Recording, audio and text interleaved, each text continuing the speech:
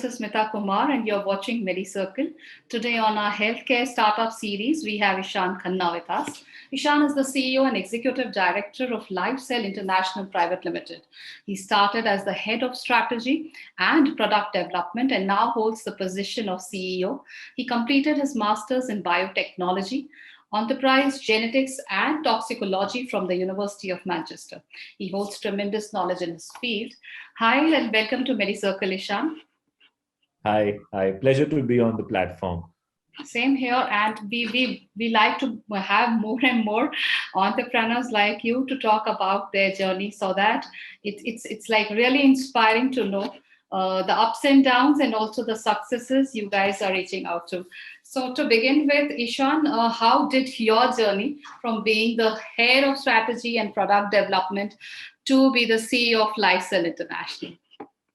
So I think LifeCell as an organization has been evolving since its inception. We started off as being India's first private cord blood bank, and since then have been evolving into multiple areas of healthcare. Our focus has always been mother and child healthcare. We've evolved into now today, I would say, into one of the leading mother and child healthcare providers of India.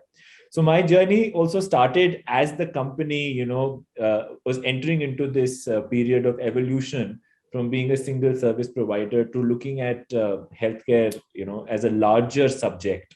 And I'm very excited that we are still on that journey, because there's so much to be done in healthcare. It's a very, very vast subject.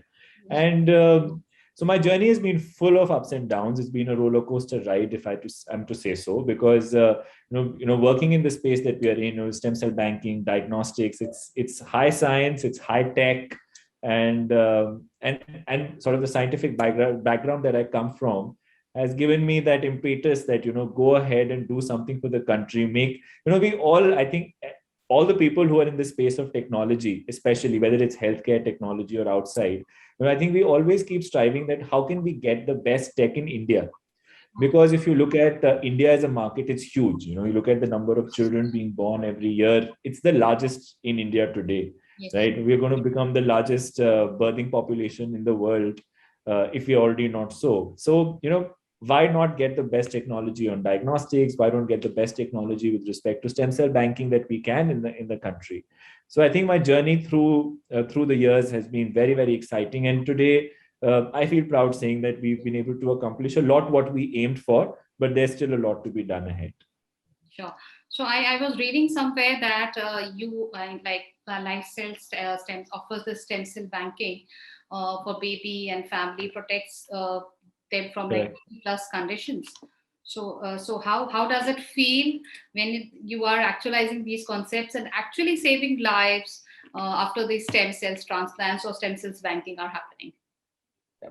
So LifeCell, like I said, was India's first private cord blood bank, and we are now, I would say, India's largest. We are, I think, the third largest in the world.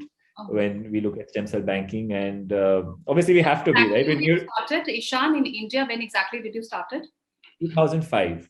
2005 is when we started operations in India, and we were the first ones then. And obviously today we have saved the cord blood of over 3.5 lakh babies. So we've catered to a good number of families, and we hope that we can speed that up to 5 lakh and 10 lakh very, very soon. So yeah, I mean, I think today, being the leader in the space that we are in, we have over 50% market share in cord stem cell banking in India. I think some of the challenges that we face today are that, it's always upon the onus of the market leader to make sure that you bring in the innovation. It's very important to be the innovation leaders as well. So I think for us today, there are two very important aspects from stem cell banking that we want to cater to. First is today also, if you look at stem cell banking as an industry, it is highly underpenetrated in India. The number of children being born versus how many children actually get stem cells banked and stored is very, very small. So one of the goals that we have for us and the challenges that we're trying to address is how do we make it reach more and more parents? How do we make it more adoptable? How do we make it more reachable in the hands of more and more parents in India. And the second thing that we look at is how do we make sure that from a technology and from a offering perspective, we make it more relatable for a country like India. See, because in India, the situation is very different from US or Europe. US and Europe have big public cord blood banks, right, which are able to cater to the requirement for transplants. But in India, unfortunately, we don't have big public banks, right? The situation is very different. So we took on upon us to, innovate with a model called as community banking, where we create a private community of parents who have access to that pool. So I think as a leader, we've continuously been innovating on technology, on business models. And like I said, right now in front of us, the challenge is how do we make it more accessible? So I think these are some of the interesting challenges that we keep working on every day and which keep driving us as well. And we're very proud that we've been able to get a concept like stem cell banking in India, and like I said, store over 3.5 lakh babies stem cells with us. But now the goal is much larger. The goal is to potentially do lakhs and lakhs of stem cell banking probably every month. Yes. But there are dark sides also to this, because as I think in India, it is still not regularized or legalized.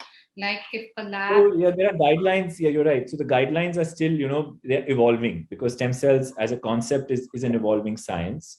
And therefore, at LifeCell, we've always tried to be sure that whatever, there are bodies like the ICMR, etc., that, release these guidelines. So we make sure that we stick to them, even if it means, doing some things which are difficult. But, it's very, very clear principle in the organization that we're going to strictly follow the government guidelines. And they keep on evolving, right? Because India is still a maturing market. It's not matured like US or Europe. So we have to make sure that we follow the law of the land. Yes. And Ishaan, please tell us about LifeCell International, and also how many healthcare providers and patients you have connected with so far. Like, as you said, like you have saved across approximately 3.5 lakhs cord sets of babies. Right. So in terms of healthcare providers, like, have you associated with other healthcare providers so that so doctors play a very critical role in the journey, because expecting parents rely upon the suggestions and feedback given by their gynecologists before they take any decision. And we are present in over I would say 6,000 doctors is what our sort of universe is, and we are present in almost 200 plus cities across the country. We have offices there through which our people reach out to these expecting parents. So we have a very wide network, and it is required also, right? Because a concept like this requires a discussion with parents. There are lots of questions which need to be answered. And we also need our people to meet with the doctors regularly, right? Because that's where we keep on updating them on what's happening in the science and all of that as well. So we are tied up, like I said, with over 6,000 medical professionals. The good part is that now we don't only do stem cell banking. We also are into mother and child diagnostics, which is one of the fastest growing divisions at LifeCell. And through that also we have close to around 4,000 medical institution tie-ups across the country. Through which we offer these services. So it's a wide network at LifeCell, and it started off with cord blood, but like I said, we evolved into diagnostics and now into so many other new areas. So yeah, and through diagnostics, I would say we probably cater to over 6 lakh pregnancies. So yeah, some big numbers there, but considering the size of the country, I think it's still small, and there's still a lot that needs to be done. Definitely. So Ishaan, when we talk about, I think there is a challenge about spreading of like cord cell banking in India. Why? Because not many gynacs are still not educated about this fact that yes, there are different kinds of banks, and in that way, the education part is definitely there. The second part is also when you go to choose among so many providers which are there can be affordability criteria or accessibility criteria, being so many labs like BioCell, CordCare, LifeCell, and all having different kinds of pricings ranging from 20K to 80K up to 1 lakh. So how does that affect you, and what is your unique value proposition so that there's an edge over other providers? So I think that's a very pertinent question that you ask, because that's the question that most of the parents also ask, right? that how should we choose, what should be the decision making. So let's understand what's the problem first. I think in India, the problem in India is that if there is a disease that requires stem cells for treatment, the biggest problem in India is the lack of access to stem cells, right? Because, like I said, there are very few public cord blood banks. Yes. So, if somebody needs cord stem cells for treatment, where do they go, right? India is a population where we are not going to find matching stem cells in the American banks or in the European banks, right? The genetic diversity that we have, we will need the matching, the HLA typing, which is similar to blood type matching for stem cells from an Indian population, which matches, right? Yes. Now, where do you get such a big pool from, right? So therefore, LifeCell was, like I said, we innovated with the concept of community banking. What that means is that all the parents who are enrolled in the community bank have access to the entire pool. So it's not because what happens is when normally there was earlier a perception that, if I store my child stem cells, those same stem cells can be used for treatment.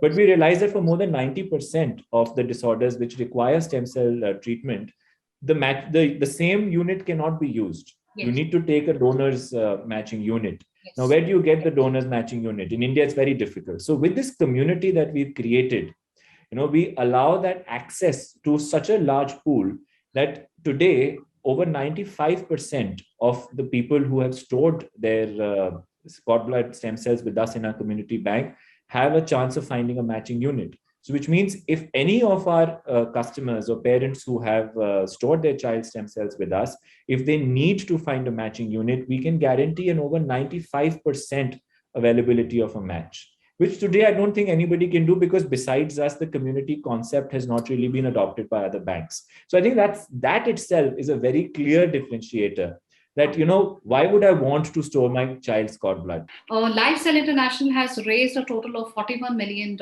in 3 rounds of funding.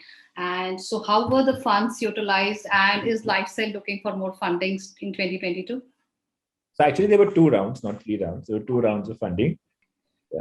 So what we did was basically, I think the first round, the focus was on how can we use the fund to expand more into the penetration of cord blood banking.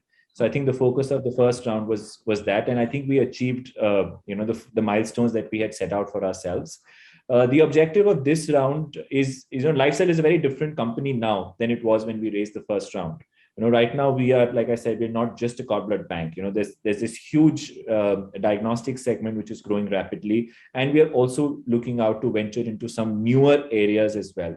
So the idea of using this, the fund that we've raised now, is to make sure that we are able to scale up our new businesses. We're able to scale up the diagnostics business, and also make sure that we can further, improvise on penetration of cord blood banking in India, which is a very, very big goal for us right now. We are hoping that the fund that we've raised now should sail us through for some time. So there are no immediate requirements as such of raising a new fund. That's good to know. And what are the goals which you are looking at, especially to be achieved in this year 2022?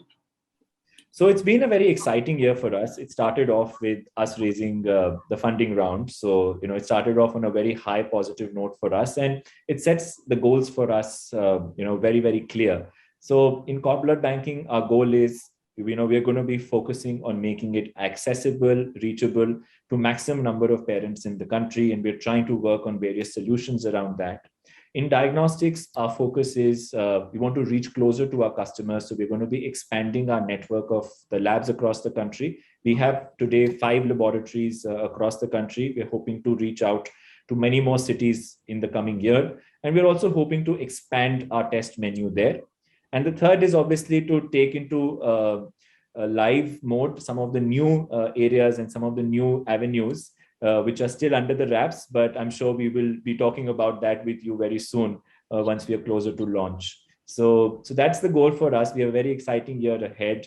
What we're also seeing is that, because of COVID, there's a lot of sensitivity towards healthcare in India in general. People are talking about diagnostic companies, people are talking about healthcare as a subject.